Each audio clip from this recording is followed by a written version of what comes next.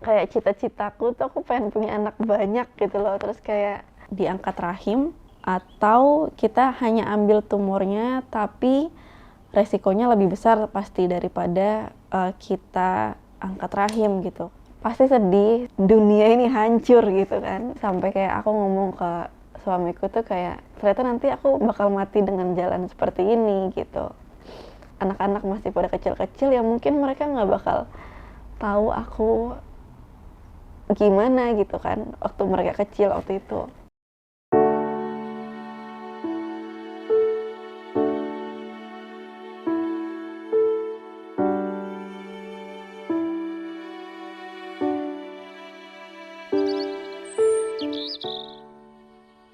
Alhamdulillah bersyukur sih udah sampai di detik sekarang, terus punya keluarga yang suportif, lingkungan yang sangat mendukung lah recovery proses dari musibah kemarin gitu. Terus alhamdulillah sih sekarang udah selesai masa-masa yang susahnya.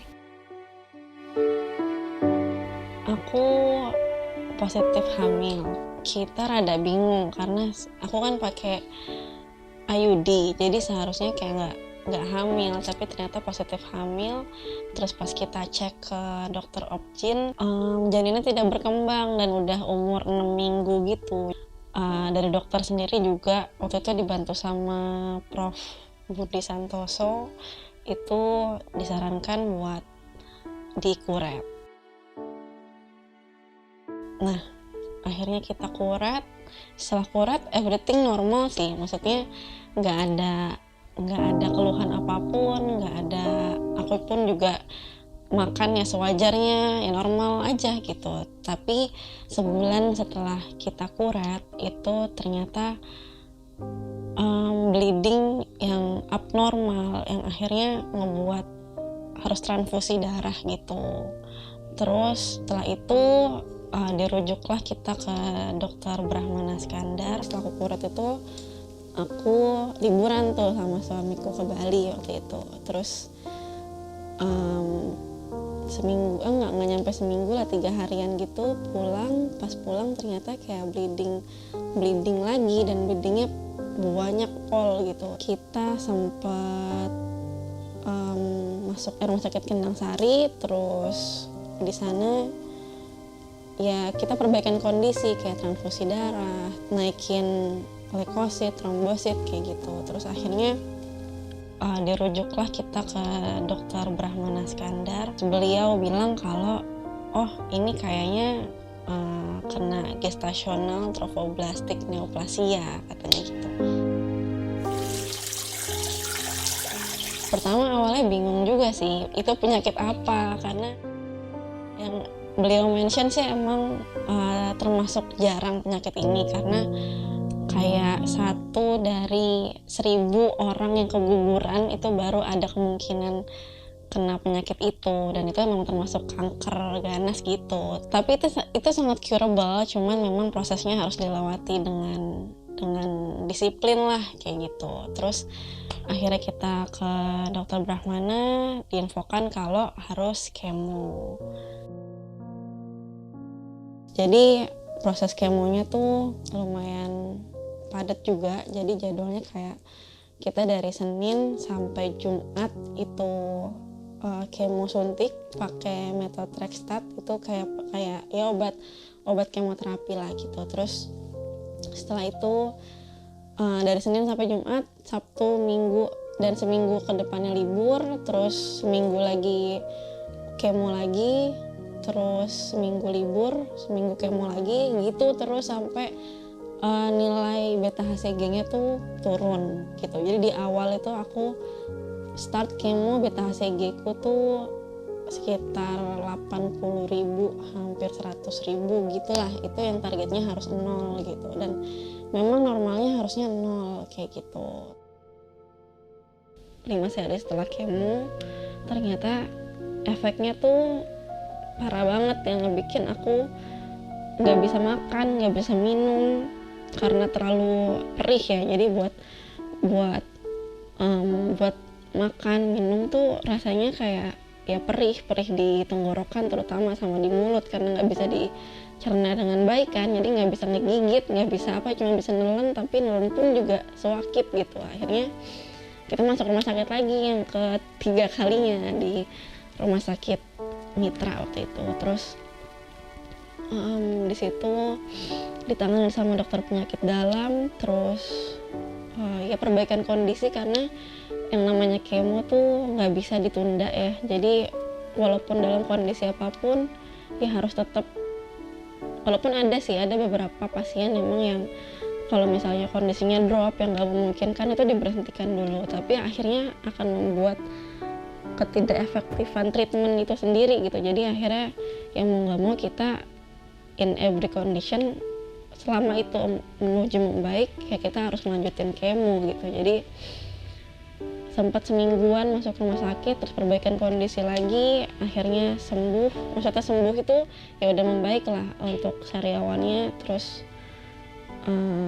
kita kemo lagi yang terakhir, bukan yang terakhir, itu sesi jadi sesi terakhir. Cuman setelah sesi terakhir tuh harus ada kemo tambahan sebanyak 2 seri baru selesai gitu. Ini unexpected banget sih. Jadi waktu one day kayak bangun tidur itu kakiku tuh nggak bisa digerakin pas lagi kita perbaikan kondisi itu. Jadi tahu-tahu kayak suwakit banget sampai kayak nggak bisa digerakin. Akhirnya aku rada panik juga karena sebelumnya banget tuh aku masih kayak sambil transfusi tuh aku sambil mandi lah, yang sambil makan normal biasa gitu. Tapi kayak besokannya tuh tahu-tahu ya nggak bisa ngapa-ngapain gitu, dan itu rasanya sakit banget. Akhirnya sama rumah sakit Endang Sari harus dirujuk lagi ke rumah sakit Premier. Terus setelah itu di rumah sakit Premier kita kurang lebih ada kali 10 harian gitu buat ya perbaikan kondisi, terutama di bagian tulang ekor. Di situ poinnya yang akhirnya aku nggak bisa movable kemana-mana gitu. Akhirnya ditanganin di sana, dibantu sama dokter di sana. Terus akhirnya ya alhamdulillah sih setelah seri itu nggak ada, maksudnya aku udah mencoba menerima efek kemo, aku udah mencoba menerima keadaanku, dan memang waktu itu kayak banyak juga spekulasi dari beberapa dokter lah yang bilang kalau kemungkinan ini bakal, maksudnya aku nggak bisa jalan tuh bakal permanen. Ada yang bilang itu bakal sampai 9 bulan, sampai setahun kayak gitu. Tapi aku saat itu kayak percaya aja kalau ya rencana Allah kayaknya emang lebih baik gitu. Jadi aku ya berdoa aja terus setiap hari di saat kayak gitu, ya berdoa aja, akhirnya cuma bisa kayak gitu. Waktu itu sih yang paling parah sariawan semulut sih kalau buat efek kemonya. Terus nggak sampai yang rambutnya rontok sampai botak itu enggak, alhamdulillah. Selain itu karena aku didiagnosis jadi aku nggak bisa jalan, itu didiagnosisnya kena TB tulang bagian sakroiliac joint. Jadi kanan kiri itu benar-benar nyeri yang sangat hebat lah, yang sampai kita nggak bisa ngapa-ngapain gitu. Terus akhirnya setelah itu setelah kemo terakhir kelar, terus harus ada maintenance untuk cek beta HCG. Ternyata hasilnya positif. Maksudnya hasil positif itu ya udah mulai turun dan udah 0 juga waktu itu. Terus akhirnya ya dinyatakan dokter saat itu sembuh.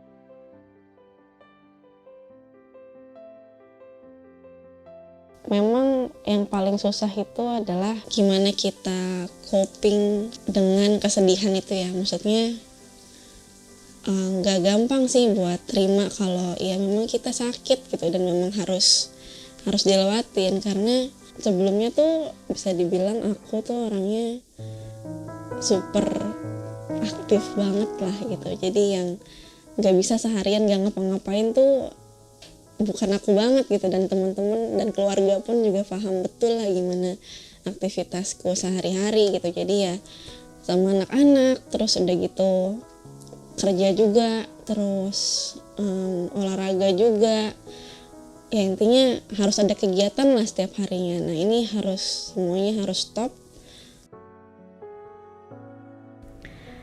Ya alhamdulillah sih, dari semua perjalanan itu tuh pertama pasti ngerubah pola pikir.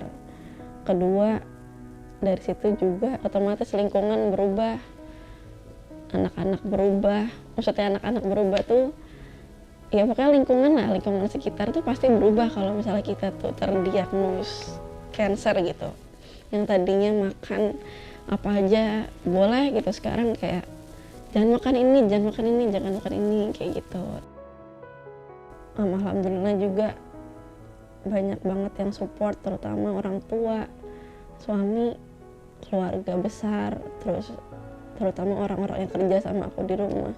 Itu sangat membantu proses itu sih gitu. Jadi yang ngegendong aku dari kasur ke wheelchair, terus dari wheelchair ke mobil, itu semua yang orang-orang itu yang akhirnya kayak aku bersyukur ada punya mereka kayak gitu. Semoga besok bakal jadi lebih baik, even ngangkat kaki dikit aja aku bisa tuh, wah udah suatu anugerah terindah banget sih waktu itu.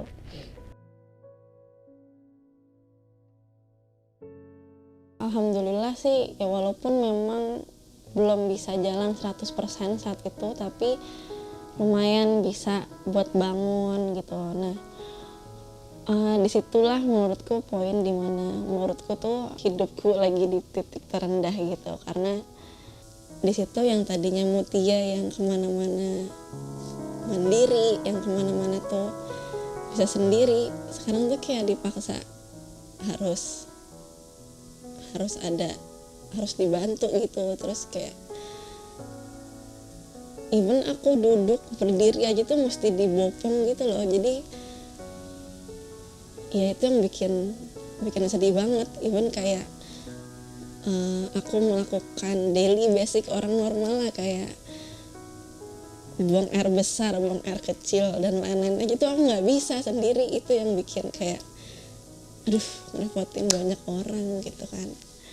Terus ya akhirnya aku di situ tuh ada kali kayak 3 bulan gitu, nggak nyampe 3 bulan, tapi kayak aku karena nggak bisa kayak buang air besar, buang air kecil sendiri, akhirnya kita harus pakai pampers, terus yang tidur di kasur yang emang kita sewa buat orang sakit gitu, karena kan aku nggak bisa bangun. Jadi otomatis kayak kita nyari tempat tidur yang bisa ngebangunin aku gitu.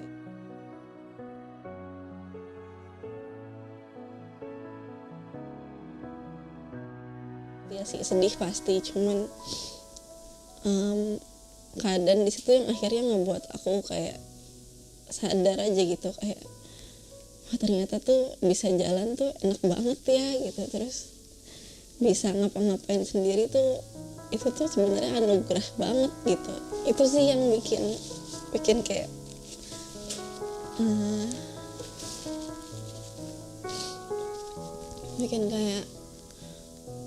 wah ternyata tuh banyak banget yang bisa disyukurin dari kita sehari-hari gitu.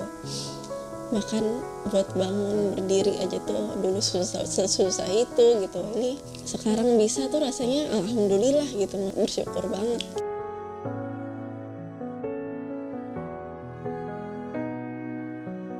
Jadi sempat 2-3 bulan setelah aku dinyatakan sembuh itu kan memang harus ada maintenance hasil beta HCG.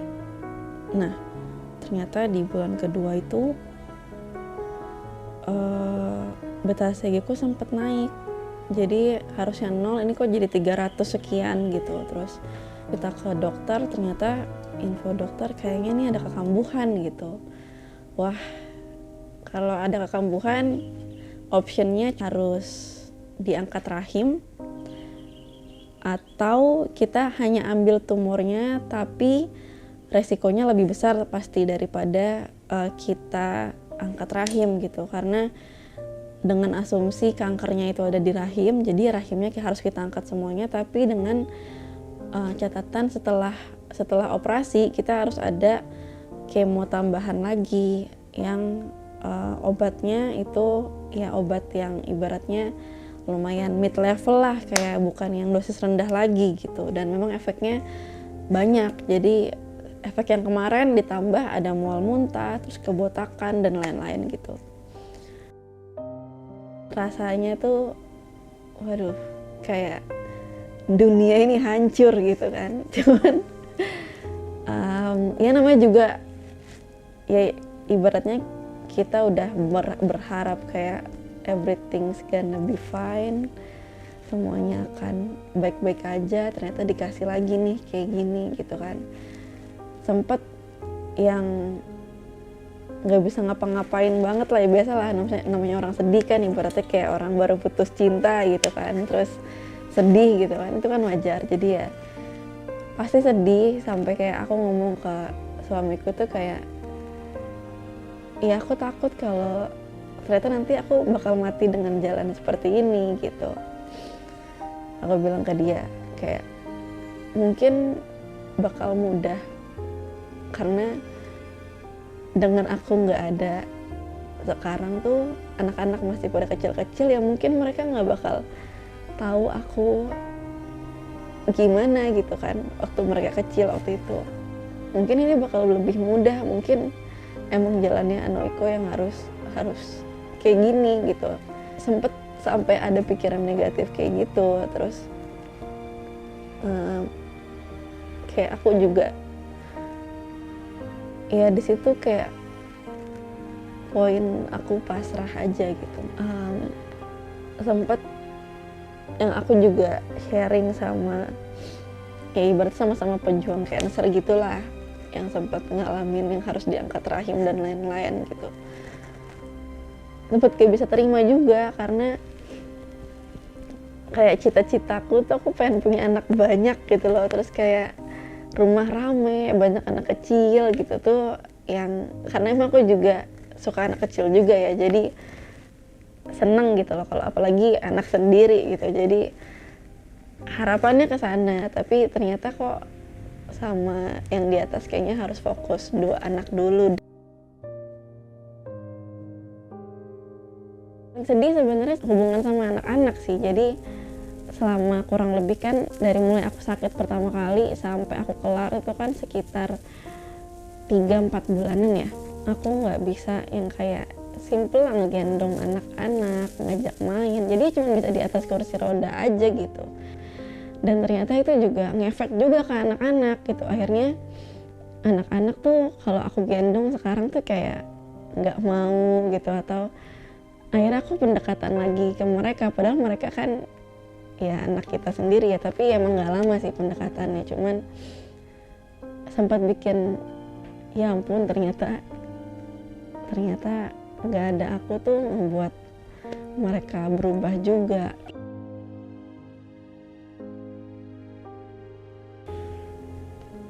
Aku bersyukur banget sih punya keluarga kayak keluargaku gitu, ibuku, terus ibu mertua, orang tua aku juga nemenin aku selama proses treatment kemarin, terus juga suami yang suportif juga gitu.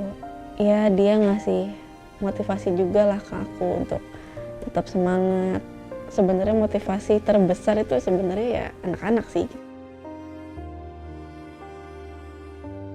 Dan painkiller terngaruh itu kayaknya sih menurutku anak-anak juga gitu. Jadi cuman kayak di only reason aku yang semangat banget lah buat latihan jalan, latihan bisa duduk lagi, latihan buat bisa lari lagi gitu tuh anak-anak sih. Karena ngelihat mereka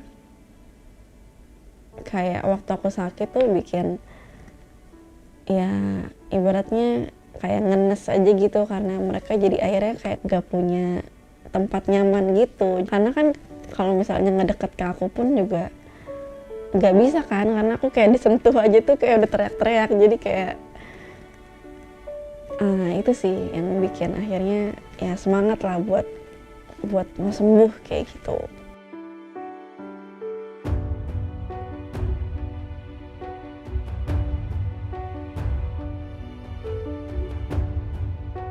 Jadi menurutku siapapun yang sedang melewati fase ini, percaya aja kalau misalnya semua tuh pasti bakal berakhir gitu. Maksudnya sedih itu pasti, menerima itu pasti susah, tapi emang itu kenyataan yang harus kita jalanin gitu. Dan memang kita yang harus bisa mengontrol itu.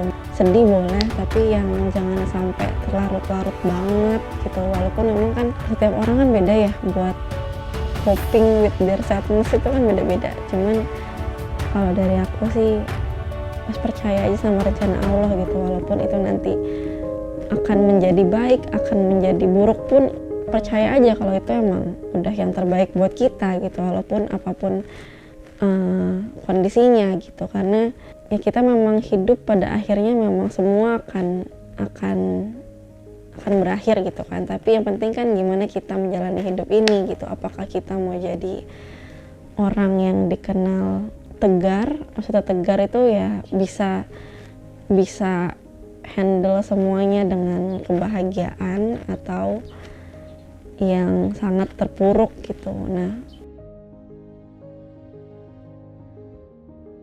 kalau aku sendiri sih,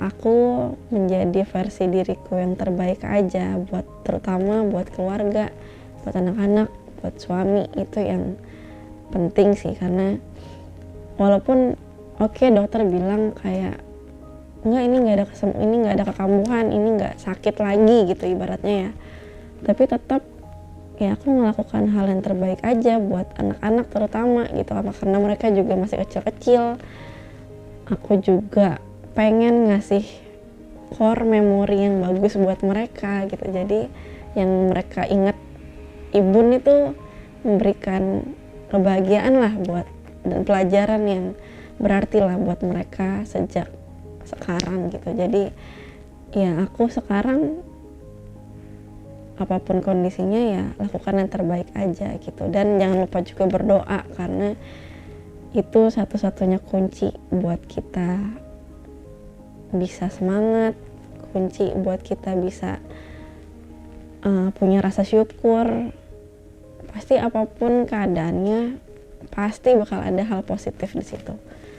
Itu sih, jadi tetap semangat walaupun dunia ini lagi nggak baik-baik aja, ya tetap kita harus ngasih yang terbaik aja buat lingkungan kita.